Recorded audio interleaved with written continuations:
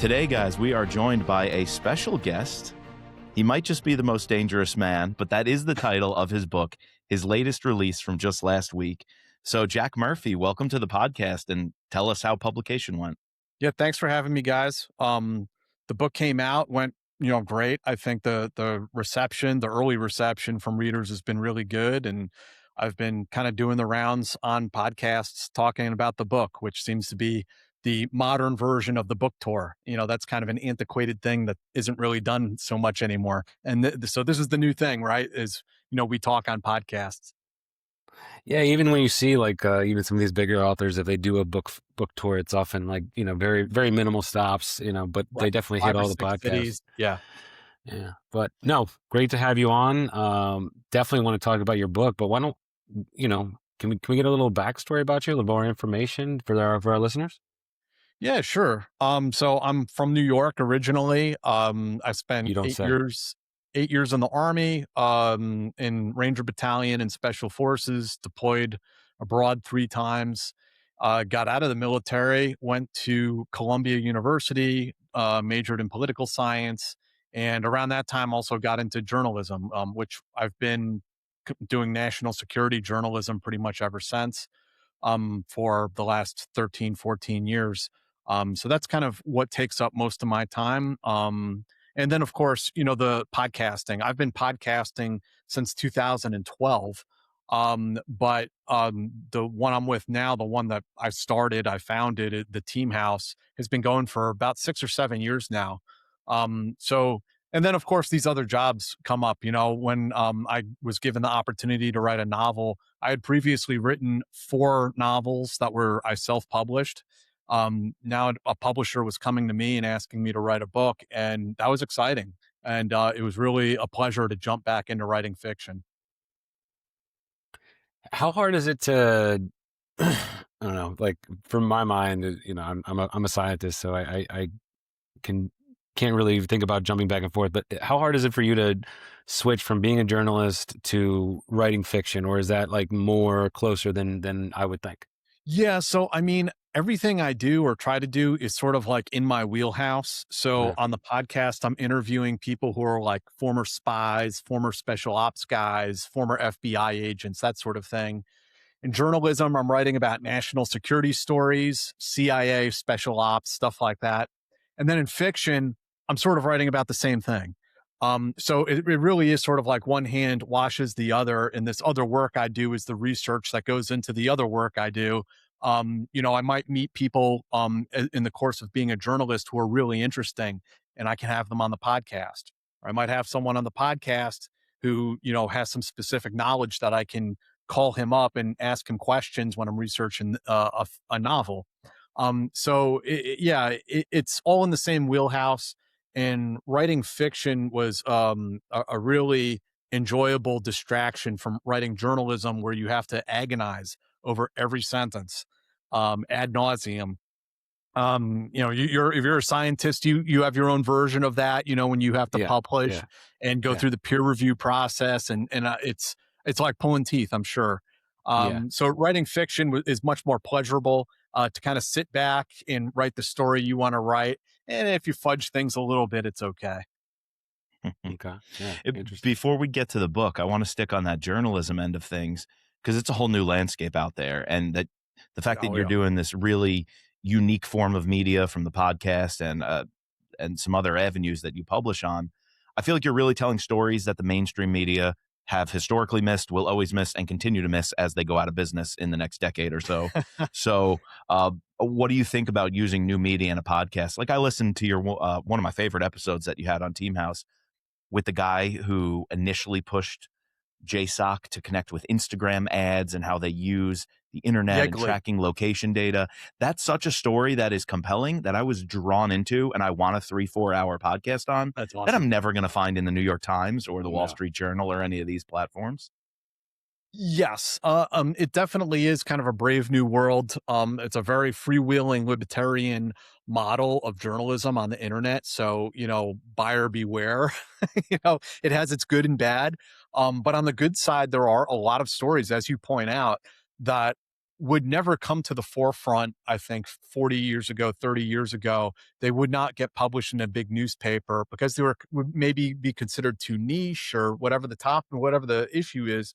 But nowadays, through podcasts, through Substack, there are these different platforms, Patreon even, that allow people to publish all kinds of different work. And I mean, some of it is just amazing. And I've been fortunate to work. I've always been in new media and digital media, if you will.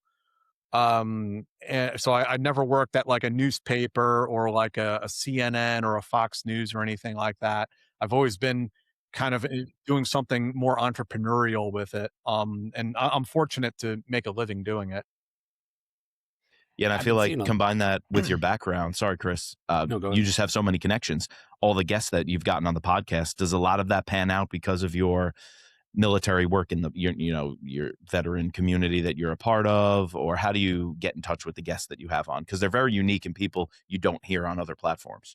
Yeah, I mean, being a former Ranger or whatever, I mean, sometimes helps get your foot in the door a little bit, but a lot of it, man, it really is, I hate the word, but networking, going out to events and shaking hands and meeting people, and through the podcast itself, putting myself out there and saying, hey, we do this thing.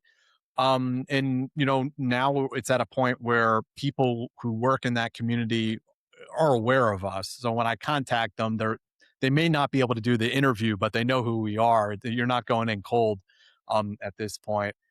So I wouldn't say it's necessarily hard. There are a few guests that I really tried to get for years, and our producer tried to get for years. So there have been some challenges.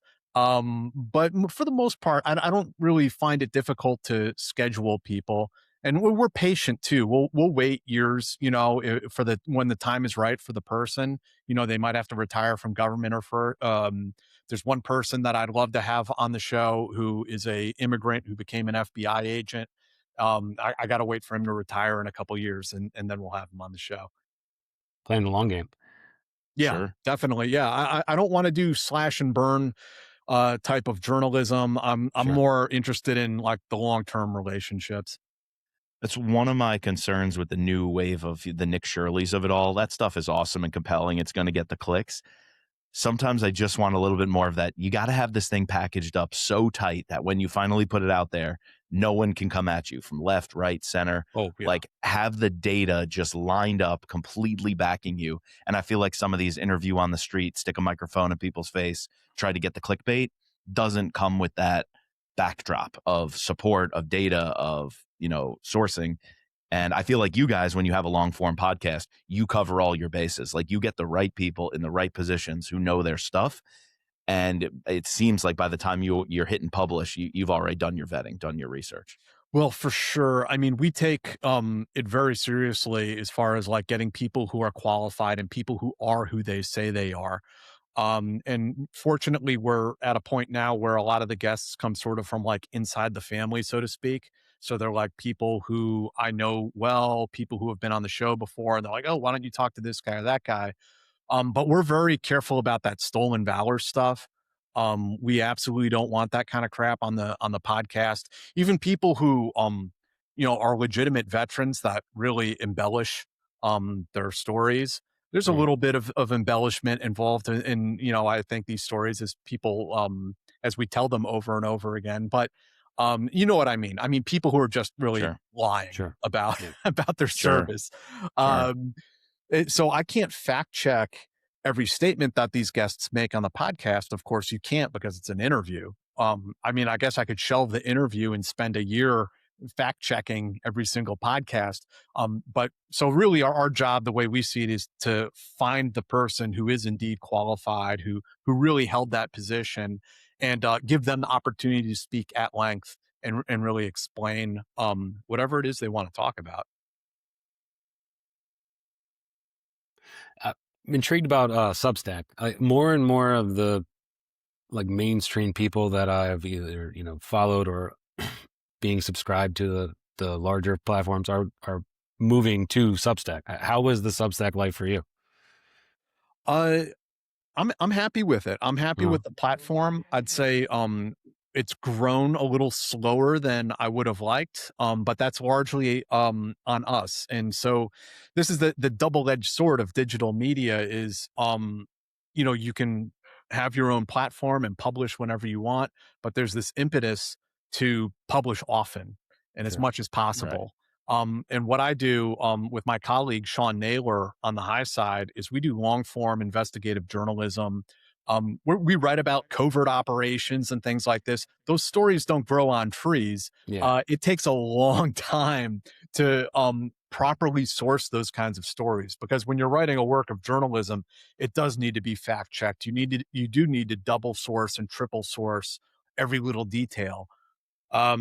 But I mean, Substack itself, I mean, I'm happy with it. I think it has, for us, for the high side, it has continued to grow, and we've continued to expand our audience. So yeah, I'm stoked, and I plan to keep writing there for many years to come. Cool. All right, let's transition to your book. So you said you self-published in the past. Now you were reached out to by Penguin House. So I guess tell us a little bit about that process, and then a little bit about The Most Dangerous Man, like where inspiration for this book. Sure. So Crooked Lane came to me, and I suspect that they were and are interested in expanding their horizons a little bit into the bro-lit genre, the military thriller, like action adventure type of genre. And I'm perfectly comfortable there, perfectly happy to write that type of stuff. So I pitched to them maybe like 12 different premises for a first book. And this one we chose for The Most Dangerous Man was the one that they seemed to be the most interested in right off the bat. Which this book is, it's a theme that has been used many times, that of man hunting man for sport. Comes from the Richard Connell short story, The Most Dangerous Game, which the title is a play on that, of course. So the concept has been redone many times. There's a great movie out there, Surviving the Game, with Rutger Hauer and Ice-T, sort of a sleeper hit. That's a good one, maybe. And the way I came to it though is a little bit different. I don't want to like just literally rewrite, things that have already been done before, but what I had been hearing, I had heard a couple different times from a couple different people over the years, a very similar story. And the story, I was sitting down with a guy I served with in the Army, and he was working as a private security contractor. And he started telling me about the story that he has heard in his travels about this guy. He's a safari guide. He takes these wealthy clients out on safari to hunt big game, elephants or rhinos or whatever. Hopefully not rhinos, but that kind of thing. And at the same time, he had another job, which was protecting the national game reserves in Africa from poachers. And apparently what this guy did, he got very clever and he decided to cross over the two business models. So he started taking wealthy clients to hunt poachers on the game reserves. And that story always stuck in the back of my head. Wild. And yeah, so quite a bit of time goes by, years go by, probably close to a decade, maybe 8-9 years. And I was sitting down, I was talking to another friend, and this friend told me a story about how they had a connection to a European royal family, and they went to West Africa hunting poachers, shooting them from helicopters. It sounded like hog hunting. If you see those videos of people up in helicopters shooting at hogs, it sounded quite a bit like that. So that all of this stuff sort of clicked for me, and I was like, oh my God, this has to be a book. Like I don't, it's one of those things where I don't have enough detail and enough facts that I can write a journalistic article about it. But I was like, there's plenty meat here to write a really compelling novel. And as I was finishing writing this book, we were finishing the editing process, something else popped up in the news, which caught me off guard. There is a documentary out there called Sarajevo Safari. It's really brutal if you go and watch it. It's about how during the Bosnian War during the 1990s, that these Serbs or a group of Serbs would take wealthy clients who came in from the United States, Russia, Italy, and maybe elsewhere, to the outskirts of Sarajevo to shoot civilians with bolt action sniper rifles for Jesus. sport. They had to pay a tariff based on who they shot for like a pretty woman, a Jesus. child. Yeah. So, I mean, I wrote this book to be entertaining and, you know, there's some villains. You get to see the good guy beat the hell out of them, you know, but when you watch this documentary, it's like, man, this is not cool or this is not fun anymore, you know? Yeah. This is one story I was hoping was not based on real life events, but it sounds like it might be a little closer to reality than one might just think reading the dust jacket. Closer than even I thought, really. Damn. Well, one, that's absolutely insane. And what an idea to take that kernel of these stories you heard, the people you met, and really run with it. How involved are you with the Jack Carr series and James Reese? It sounds very, very similar to the way he was inspired by The Most Dangerous Game. Actually led us to cover that short story on the pod, and we do all of his books. Have you come across his works at all? And Savage Son is one of his books, also up that. No, I haven't read any of his works. I've actually met Jack Carr before, many years ago. But I haven't read his books. Okay. Yeah, it's interesting. This story seems to be obviously, you know, it's a very powerful short story, and I like to see everyone's take on it. You know, even I watched the most recent The Running Man. You know, like that movie. Like, you know, you can sort of say that that's kind of inspired by it too, right? It's this time old thing. I mean, even Squid Game, like in a sense, is similar to that. The film Predator was another Right. one that's kind of inspirational because it's about an alien that is hunting human beings for sport. Right. But it's a variation of it. I wonder why people like want to keep coming back to this short story. Like I guess, you know, I think it's what makes that story compelling is the same reason people were going to Sarajevo and taking those hits. It's like there's that dark side of man. It's like this something that compels us to want to compete. And when you turn that on other humans, it almost like for some twisted people, it kind of is the most dangerous game. You know, it's the highest achievement they could want. And we are a species in the animal kingdom. I think the other aspect is, you know, the flip side of it too is the fear of being hunted is something that like resonates with us on like a caveman level. You know, when the saber-toothed cat was chasing you through the savannah. So I think that the idea of you being hunted like that, for sport, for vanity, you know, almost for fun by someone or something else is just a really horrifying idea. It's more horrifying than like a soldier dying in war. You understand that makes sense. But something like this, it's psychopathic, right? Even something like Apocalypto, like ingrained cultures, indigenous ways that had pre-scientific notions of sacrifice and whatnot. It's almost understandable, you know, why you're chasing this guy, why you're cutting out their organs. It's like there was a religious component the society built itself around. Now in the modern day, though, you add the elites, you have royals doing this, you have the scum of the earth doing it. You go to war-torn, ravaged areas, like you said, you know, during the Bosnian War, and that what takes that like primal instinct that can almost be understandable and just flips it on the head with it. We're just doing it the most dirtiest way possible, and it's disgusting. And then throw money into the equation. There is some implicit social commentary in this book that I kind of like.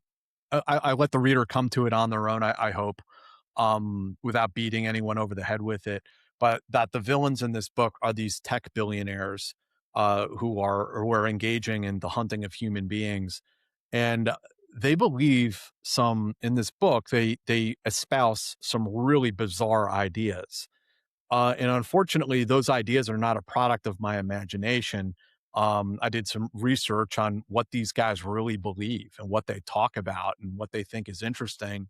And it's out there, man. Yeah, it is. Can you give us a little bit more backstory on Jeremy Lopez? Like how did is he rooted in yourself or a composite of, you know, multiple people that you know, or just a random, it just came to you? Yeah. So Jeremy Lopez was and is probably the easiest character I've ever had to write because when I was starting to write this book, of course, the question is, who is the protagonist? Who is this guy? They want to, the villains want to hunt, more skilled prey, somebody who really knows what they're doing. So it's like, okay, a special ops guy, right? Something like that. But, other authors have done this before. There have been Navy SEALs. There have been SEAL Team 6 guys. There have been Delta Force guys featured as protagonists in these types of books. But I'm thinking, like, no one's ever made a protagonist who is in the Regimental Reconnaissance Company, RRC, which is a small reconnaissance element within the 75th Ranger Regiment. So once I realized that Jeremy Lopez was going to be a Ranger, that character just immediately snapped into focus with like total moral clarity for me, because he really is like the embodiment of all of these young guys that I served with in Ranger Battalion. People that have off the wall backgrounds. This guy is Hispanic, because like half of my platoon were like Mexicans and maybe a couple Puerto Ricans thrown in there. We had a Korean dude. We had a black squad leader. There's this misconception that it's all just like guys that look like me, and it really isn't. It's all kinds of different people. And so, yeah, the character just like had total clarity in my mind. And he's has this sort of like the Ranger attitude. He's kind of a happy-go-lucky guy. He likes his job. He likes what he does. He likes, being a Ranger and the masculinity and the muscularity of it. He loves every minute of it. But he's also a little young and a little immature still. Makes some impulsive decisions, as you see in the book. But he is also a genuinely good guy, which is something I tried to represent in the book, that he, unlike the villains in the book, he's not a mad dog killer. He's a professional soldier. He's someone that has principles and ethics. And, so he's a very different type of person. Yeah, there's a tagline on Amazon for your book, gray man meets the most dangerous game. And, when you mentioned this whole morality thing, I think like that's one of the biggest things I pulled out from, obviously, besides the, crazy shit that he can do, but just like, because the gray man has that, he has that moral code. That's like what makes the gray man. I'm a huge fan of the gray man. Yeah.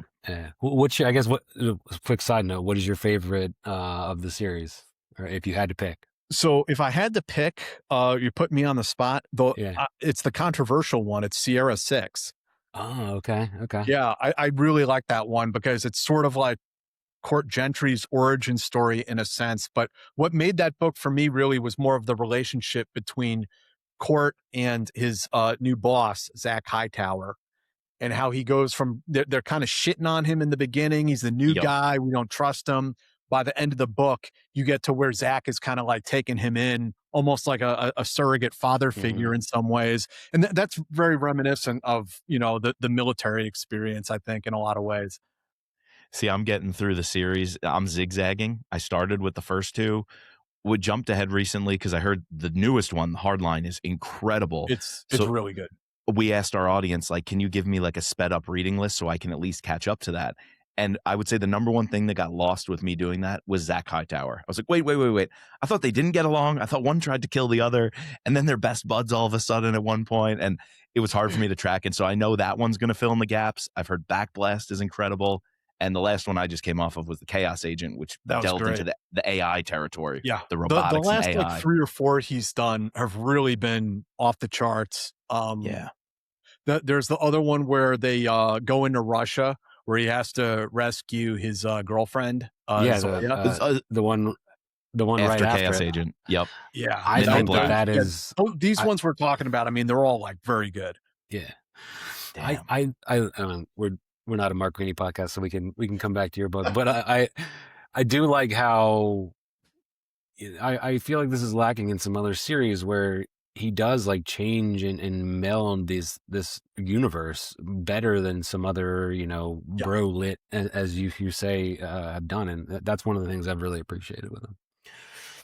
So I see that you've written, you mentioned that you've written a couple other books that you self-published. Really interested to get your take on, because we've talked to some other authors that have gone the self-publishing route. Wanted to know your experience there. And two, was that, I see that they're all kind of the same cover. Was that like a series, or they're all like standalones? Different covers. The ones that I self-published, the covers were done by an artist named Mark Lee, who is a Singaporean artist. Amazing work. And so the self-publishing experience, I mean, I had a good experience with it, publishing through Amazon. And there's pros and cons. You have to hire a copy editor, you have to hire an artist to do the cover, but you have total creative control.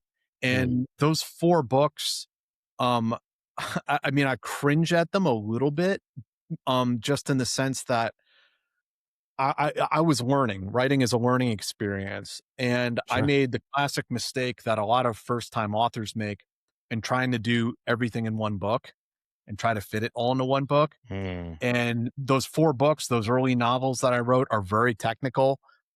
Just like, I did so much research for each one of them. It was insane. And I go into like minutia in detail that there's a certain type of reader really likes, mostly former military people. But The Tom I Clancy bros. understand that I'm losing the average reader when I do that. When I start breaking down like the equations that snipers use to estimate range and wind speed, like I know I'm losing most of the readers out there. So like when I was writing The Most Dangerous The Most Dangerous Man, I had a different approach. And if I was like opening up the military manuals and delving too deep into it, I realized like, okay, right now I'm looking to find information that is going to be really lost on most readers.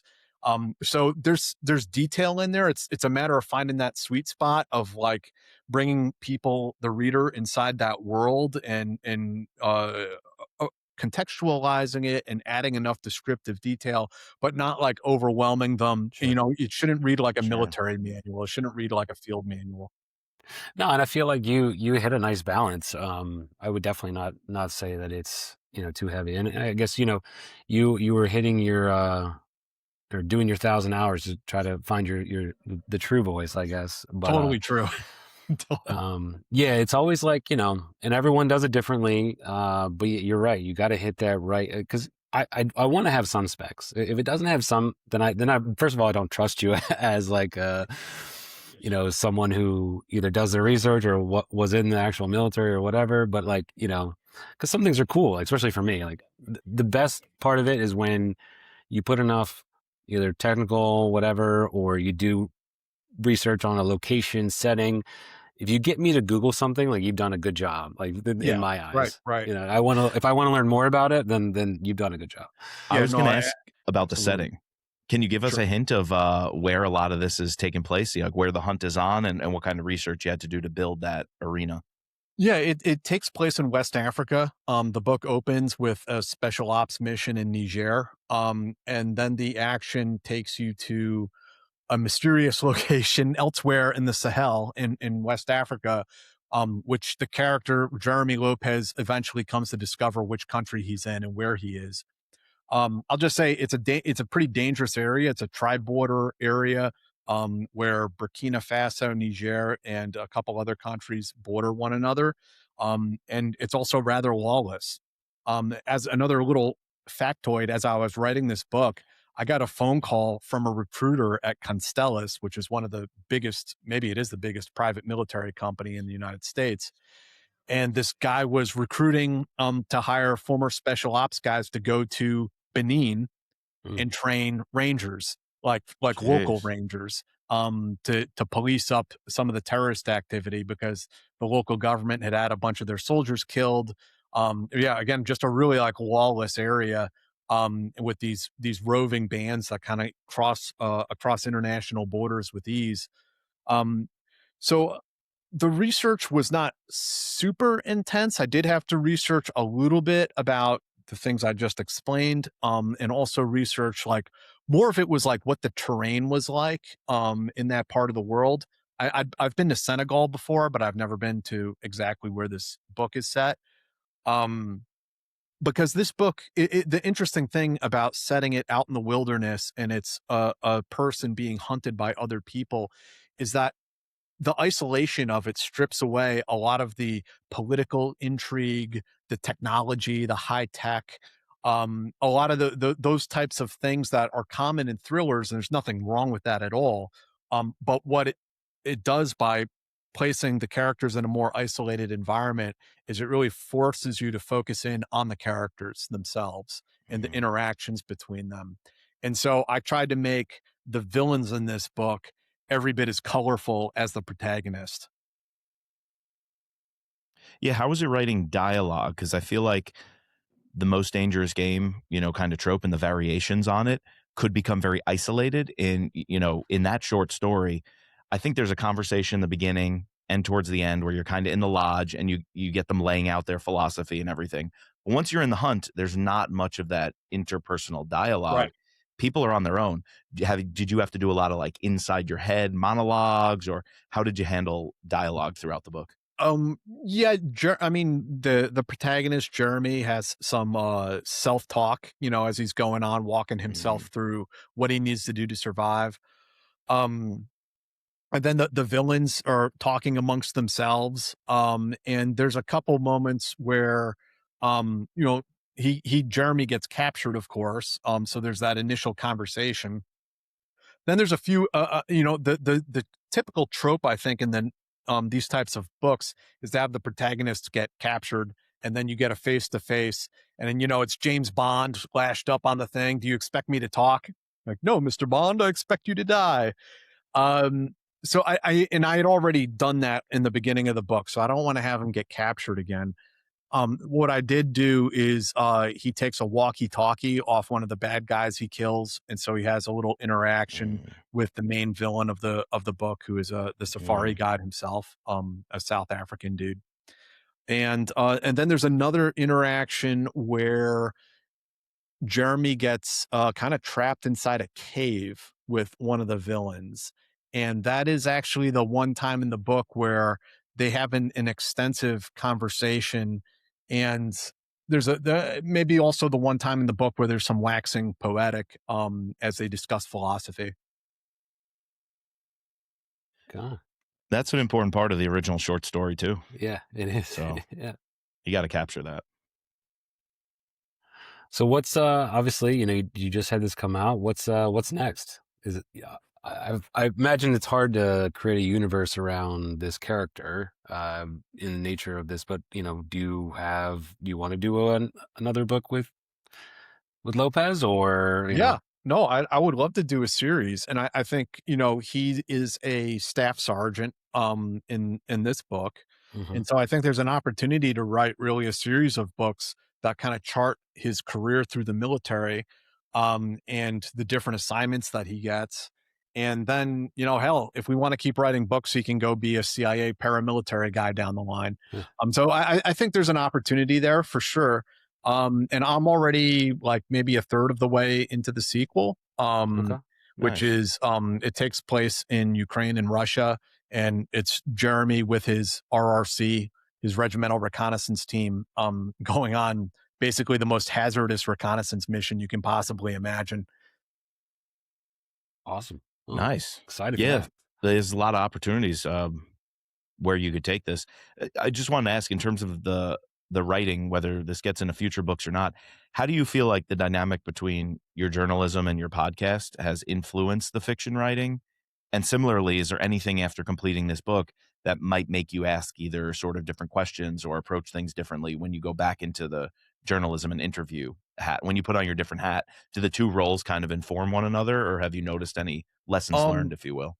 Well, as far as like the journalism and the podcast interviewing influencing writing fiction, yeah, absolutely. Absolutely. I mean, that happens consciously and subconsciously, right?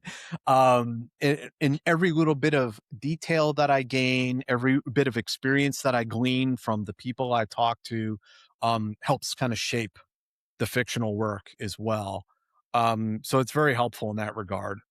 As far as my, novel writing influencing how I interview people or approach journalism, It doesn't really influence it so much. You do have to keep those two things separated in some ways because they are different things in so many ways.